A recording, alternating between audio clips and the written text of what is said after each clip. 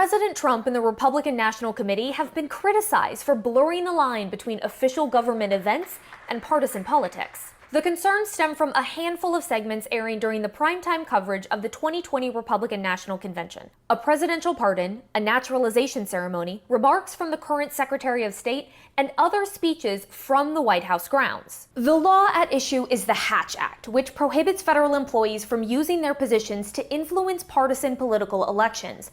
But the law is not an outright ban on all political activity. The intent of the Hatch Act was never to make it so that executive branch employees can never engage in any kind of political activity, because that's one of our First Amendment rights. And so I think the drafters are very careful not to cross that line. Secretary of State Mike Pompeo's recorded speech from Jerusalem is raising some of the biggest red flags.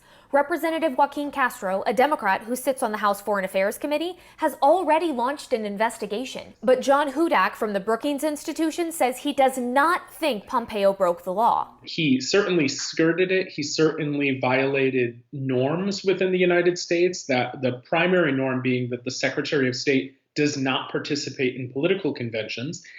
But ultimately, he identified himself as Mike Pompeo. I have a big job as Susan's husband and Nick's dad. As for the presidential pardon and naturalization ceremony, a White House official told Newsy those were both official events that were publicly shared ahead of the primetime broadcast.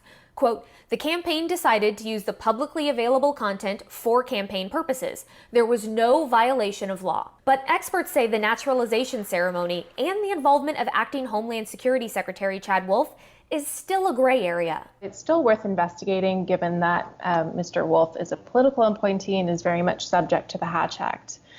So it'll really just depend on what the motivation for the event was, and again, how it was funded. Then there's the speeches from the President and First Lady, and the setup required for those to happen at the White House. The concern, however, are the employees of the White House who have to engage in readying that event as part of their job.